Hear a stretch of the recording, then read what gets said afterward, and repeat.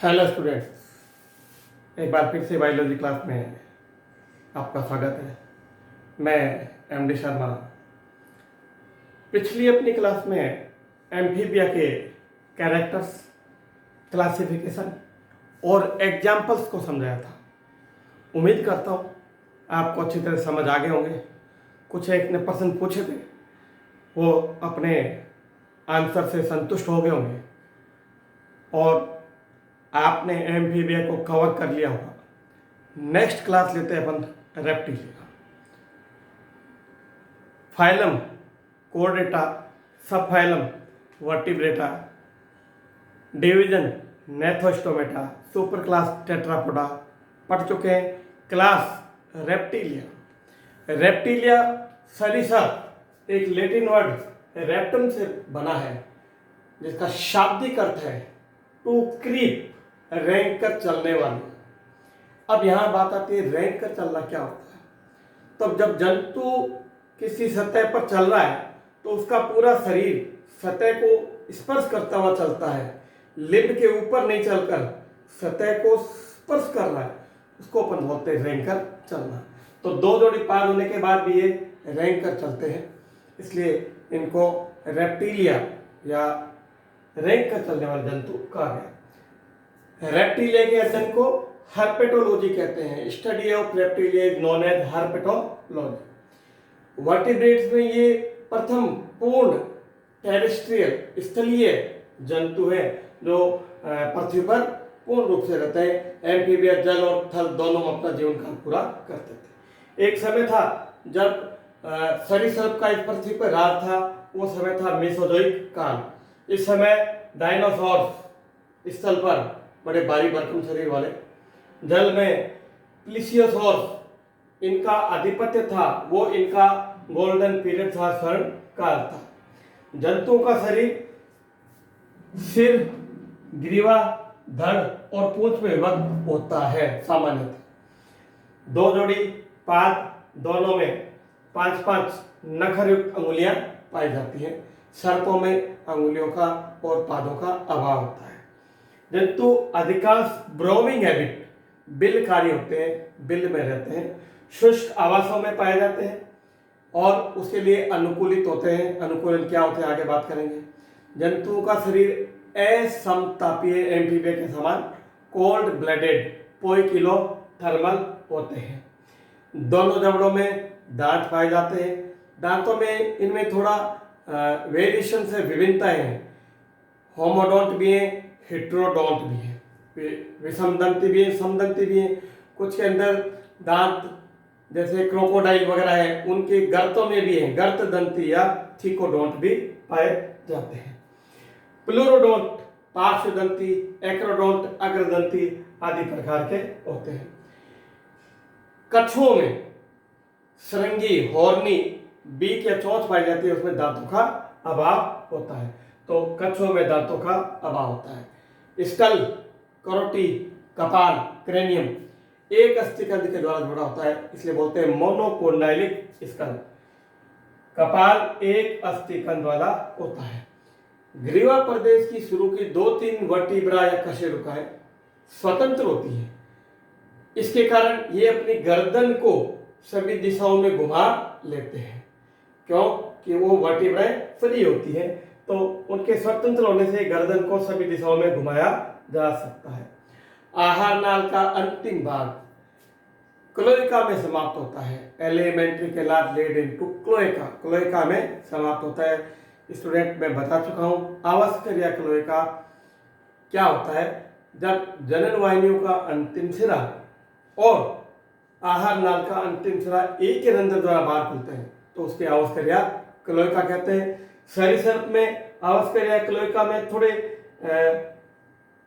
जटिलताएं हैं, कुछ में अनुप्रस्थ प्रकार है, कुछ में अनुदैर्ध्य प्रकार है।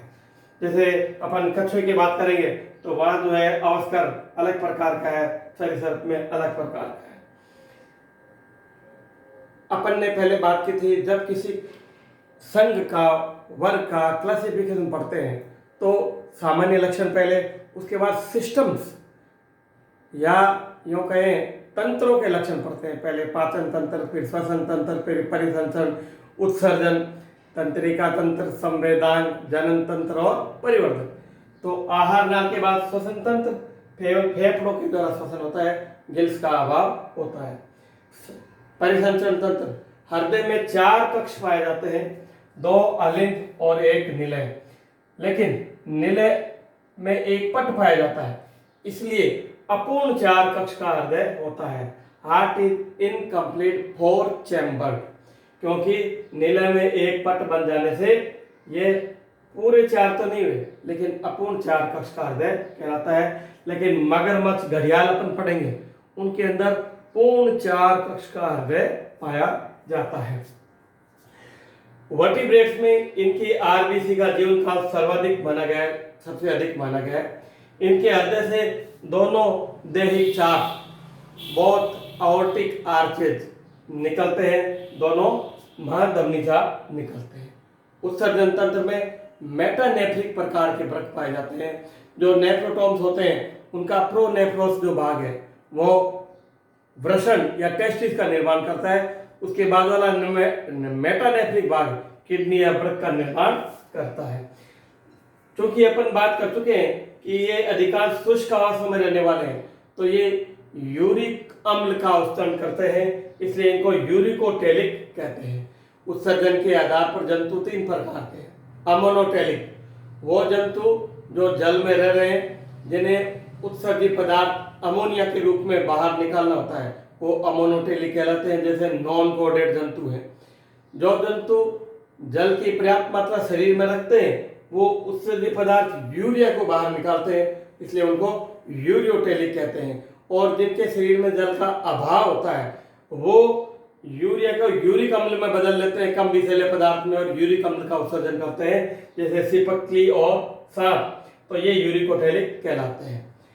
मस्तिष्क से 12 जोड़ी कपाली तंत्रिकाएं निकलती हैं, 12 पेयर्स ऑफ क्रेनियल नर्व। सामान्यतः ऐसे जंतु जिनमें 12 जोड़ी कपाली तंत्रिकाएं होती हैं, वो एमनियोटिक होते हैं, यानी उनके भ्रूण में बाह्य सुरक्षात्मक झिल्लियां पाई जाती हैं, जैसे इनमें एमनियोन और एलेंटोइस पाया जाता है। Students, endoskeleton consist of bones, इनका अंतःकंकाल अस्थियों का बना हुआ होता है, और इनकी पूंछ में एक वाई आकृति की चेवरोन अस्थि पाई जाती है, जो सरीसृप में मिलती है। इनमें पसलियां और स्टर्नम पाए जाते हैं, जो वक्ष गुहा का निर्माण करते हैं, थोरेसिक कैविटी का निर्माण करते हैं। मेंढक में अनुपस्थित थे, इसलिए मेंढक के फेफड़े अपने आप फैलते और सिकुड़ते हैं, जबकि जब स्टर्नम और पसलियां होती हैं, ये वक्ष गुहा का आयतन कम और ज्यादा करके फेफड़ों को फैलने और सिकुड़ने का कार्य करवाते हैं। संवेदान कम विकसित होते हैं, लेकिन गंधग्राही संवेदान जैकबसन के ऑर्गन्स पाए जाते हैं, जो अपनी जाति के मेल और फीमेल लिंग को पहचानते हैं। इसके अलावा अगर कोई शिकार है या शत्रु है, उसके द्वारा कोई पदार्थ उत्सर्जित किया गया है, स्त्रावित किया गया है, तो उसको ये पहचानते हैं। जंतु एक लिंगी है, नर और मादा अलग है। इनमें आंतरिक निषेचन पाया जाता है, यानी नर युग्मक और मादा युग्मक शुक्राणु व अंडाणु का संयोग मादा जनन तंत्र के अंदर होता है, तो आंतरिक निषेचन कहलाता है। जो अंडे देते हैं, अंडे प्रजक ओविपेरस कहलाते हैं, लेकिन वाइपर एक सर्प है जो शिशु देता है, इसलिए वो विविपेरस या शिशु प्रजक कहलाता है। इन जंतुओं के अंडों पर और अंडों में पीतक अधिक मात्रा में पाया जाता है। जब मध्य भाग से अधिक पीतक पाया जाता है, इतना पीतक इसमें आ गया है, यौक यानी पीतक, तो इस प्रकार के अंडों को जिनमें पीतक अधिक होता है, उनको बोलते हैं अतिपीतकी या पॉलीलिसिथल या मेगालिसिथल एग। दूसरा, इन अंडों पर चूंकि थल पे दिए जाते हैं, इसलिए कैल्शियम कार्बोनेट का एक कवच पाया जाता है, इसलिए इस प्रकार के अंडों को बोलते हैं सकोस अंडे। Shell consist of calcium carbonate. तो सकोस अंडों को क्लियोडिक एग या सकोस अंडे कहते हैं। इनके नर में मेथुनान कोपुलेटरी ऑर्गन पाया जाता है। सर्प और छिपकली में नर में एक जोड़ी मैथुनांग पाया जाता है जिन्हें हेमीपेनिस नाम देते हैं। स्टूडेंट, इसमें कोई लार्वा नहीं बनता है, अंडे से सीधा जीव बनता है। जब भ्रूणीय परिवर्तन में लार्वा नहीं बनता है तो उसको अपन कहते हैं डायरेक्ट डेवलपमेंट, प्रत्यक्ष परिवर्धन। तो स्टूडेंट्स, ये सरीसृप के लक्षण हुए, जो कुछ विशेष लक्षण भी हैं, जैसे रेंग कर चलना, जैसे 5 नखयुक्त अंगुलियां। स्टूडेंट, बाह्य कंकाल का लक्षण मैंने आपको नहीं बताया। इनमें बाह्य कंकाल सूखे शल्क, हॉर्नी स्केल्स पाए जाते हैं, एपिडर्मिस से बनते हैं। कुछ के अंदर प्लेट्स पाई जाती हैं और कुछ के अंदर बोनी स्क्यूट्स पाए जाते हैं। अगर क्रोकोडाइल या मगरमच्छ की पूंछ को देखा हो तो उसके ऊपर इस प्रकार के स्क्यूट्स पाए जाते हैं, कठोर, बहुत कठोर होते हैं। जिस प्रकार राजा महाराजाओं के जो महल किले होते थे, उनके जो मेन गेट होते थे, उनके ऊपर बड़े बड़े यूं कील लगा दिए जाते थे ताकि शत्रु उस गेट को तोड़ नहीं सके। हाथी के सिर से वार किया जाए तो भी ये टूटे नहीं इनके कारण। तो ये जो स्क्यूट्स हैं, ये इनके लिए सुरक्षात्मक भी हैं और शिकार करने में भी सहायक हैं।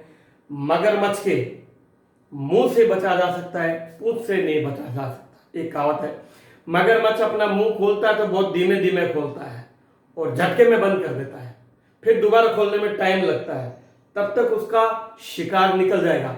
इसलिए फिर वो पूंछ से वार करता है और जो पूंछ की वार होती है उससे शिकार घायल हो जाता है।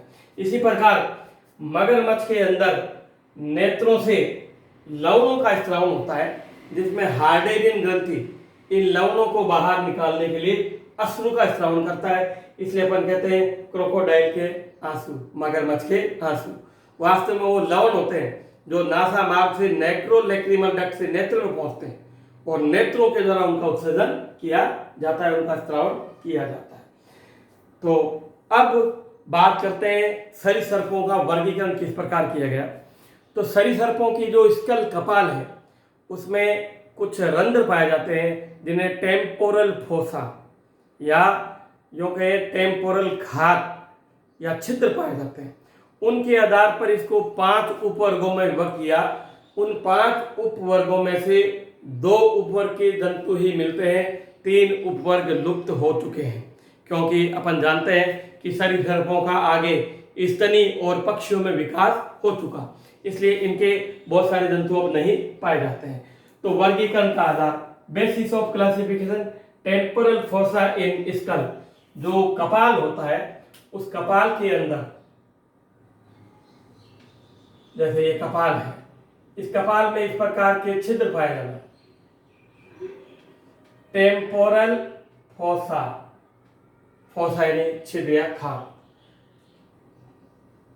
तो देखते हैं कौन कौन से इसके उपवर्ग रखे गए। पहला उपवर्ग एनएफसीडा, ए यानी अनुपस्थित, एफसीडा यानी टेम्पोरल फोसा, ऐसे जंतु जिनकी करोटी कपाल में कोई खात नहीं पाया जाता है। यूरिएफसीडा, पेरेफसीडा और सिनेफसीडा, इन तीनों के जंतु लुप्त हो चुके हैं, लेकिन इनकी कप या करोटी या स्कल में एक जोड़ी खात पाए जाते थे। पैराफसीडा के जो एक जोड़ी खात थे वो थोड़ा ऊपर की ओर थे, पृष्ठ की ओर थे, और इसमें एक बोन होती है उसके ऊपर। इसी प्रकार सिनेफेडा में एक जोड़ी थे जो फ्यूज हो गए, संयुक्त हो गए थे। तो ये तीनों अब लुप्त हो चुके हैं। सिनेफसीडा लुप्त होकर स्तनधारियों में बदल गए बहुत सारे, यानी इनका विकास या स्तनियों का विकास सिनेफसीडा के द्वारा भी हुआ है। बात करते हैं डायफसीडा की। डाई यानी 2 जोड़ी, 2 जोड़ी खात इनमें पाई जाती है, एक इधर एक उधर। तो डायफसीडा में 2 जोड़ी टेम्पोरल फोसी पाए जाते हैं। एनेफसीडा के अंदर ओडर या गण, 2 गण थे, पहला लुप्त हो चुका है जिसके बारे में यहाँ कोई बात करने की आवश्यकता नहीं है। अब एक जीवित गण पाया जाता है जिसका नाम है किलोनिया, जिसमें कछुओं को रखा गया है। कुछ जल में और कुछ स्थल पर पाए जाते वाले हैं। कछुओं के लक्षण है, किलोनिया के लक्षण है। कछुए के शरीर के ऊपर एक हॉर्नी आवरण होता है जिसको शैल बोलते हैं, कवच बोलते हैं, बोनी या कवच। इस कवच का पृष्ठ का भाग, ऊपर का भाग कैरापेस कहलाता है। स्टूडेंट नीट में कई बार पूछा कैरापेस क्या है? कछुए का पृष्ठ भाग। अदर भाग पेलेस्ट्रोन कहलाता है। अदर भाग पेलेस्ट्रोन। एक संकुचनशील नेक या ग्रीवा पाई जाती है जिसको संकुचित किया जा सकता है। अग्रभाग में होर्नी बीक, श्रृंगी चोंच जैसी संरचना है जिसमें दांतों का अभाव है। दो जोड़ी पाद जो थोड़े से अलग प्रकार के हैं, पतवार की तरह, जिनको अंदर खींचा जा सकता है। पूंछ भी पाई जा सकती है। इनमें अवस के द्वारा श्वसन भी होता है, क्लोइकल रेस्पिरेशन बोलते हैं। इनमें एक ही नोस्ट्रिल या नासारंध्र पाया जाता है और इनमें दांतों का अभाव होता है। कछुओं के और भी बहुत सारे गुण हैं और बहुत सारे एग्जाम्पल हैं जो अपन एक अलग वीडियो में इनके एग्जाम्पल्स की बात करेंगे जो कॉम्पिटिशन्स में पूछे जाने वाले हैं। अब बात करते हैं डायप्सिडा की। डायप्सिडा को 3 गण में विभक्त किया। पहला रिंकोसिफेलिया, दूसरा स्क्वेमेटा, तीसरा क्रोकोडिलिया। रिंकोसिफेलिया, इस गण के जंतु लुप्त हो चुके हैं। एक जंतु मिलता है स्पिनोडोन, न्यूजीलैंड में पाया जाता है, जिसको लिविंग फॉसिल या जीवित जीवाश्म कहते हैं। अब बात आती है जीवित जीवाश्म क्या होता है।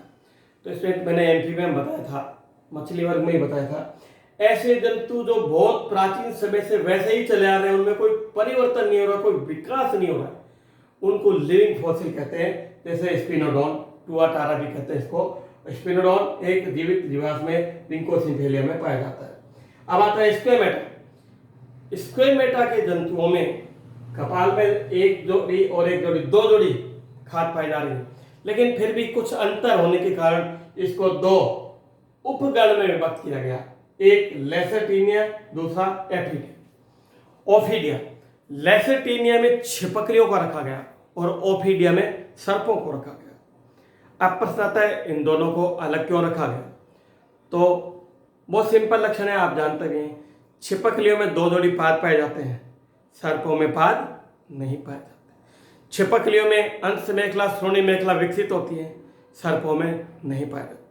छिपकलियों की नेत्रों पर पलकें जो है वो गतिशील हैं, सर्पों की नेत्रों की पलकें गतिहीन है या गति नहीं करती।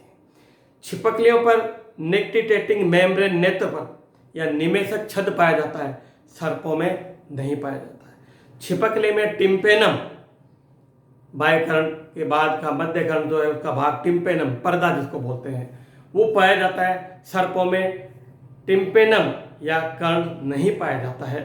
सांप जो होते हैं वो ध्वनि को, अपने जबड़ों को भूमि से संपर्क करके और जबड़ों के द्वारा वाइब्रेशन को ग्रहण करके सूचना को ग्रहण करते हैं। सर्पों के अंदर बायां फेफड़ा, लेफ्ट लंग थोड़ा छोटा होता है, कम विकसित होता है, जबकि इनके अंदर पूर्ण विकसित होता है। ये दोनों में कुछ अंतर हुए। इन अंतर के कारण लेसरटीनिया और ओफिडिया को अलग रख दिया।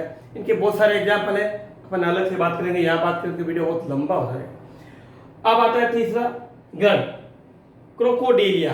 क्रोकोडिलिया सरीसृप का सबसे विकसित है, जिसके जंतु जल में भी पाए जाते हैं। इनमें थीकोडोंट दांत पाए जाते हैं, हेट्रोडोंट विषम दंती यानी कैनाइन, प्रीमोलर, मोलर, इस प्रकार के दांत पाए जाते हैं। हृदय में पूर्ण 4 कक्ष होते हैं।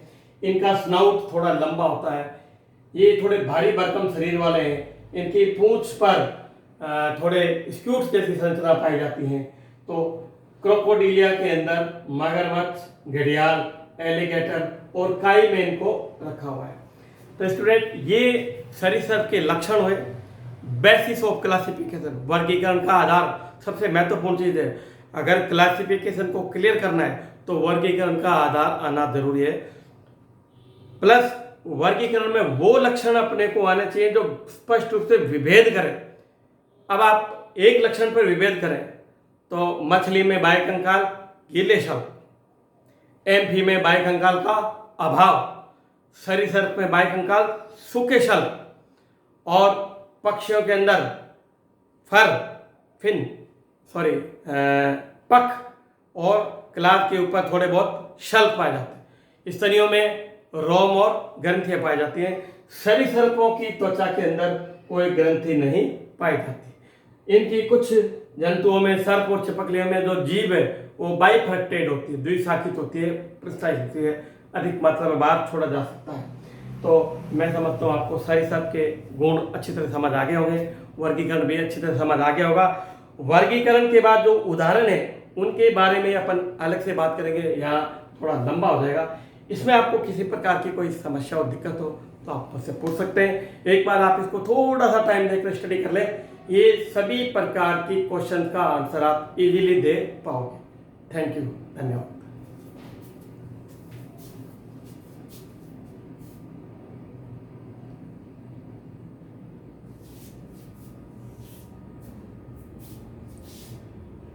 ये सरीसृप के लक्षण,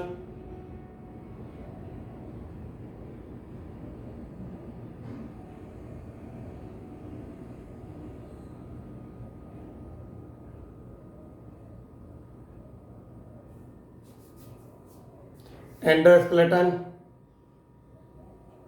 और वाई आकार की अस्थि, नाम नहीं लिखा है मैंने, चेवरॉन नाम होता है। डायरेक्ट डेवलपमेंट, लार्वा का अभाव है।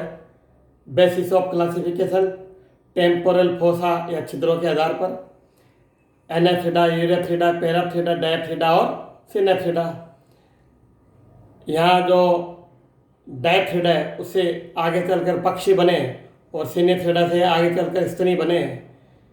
किलोनिया पहला है गण जो जल में भी पाए जाते हैं, और सर्प और छिपकली जो दो अलग उपगणों में रखे गए, लेसेटिनिया और ओफिडिया में।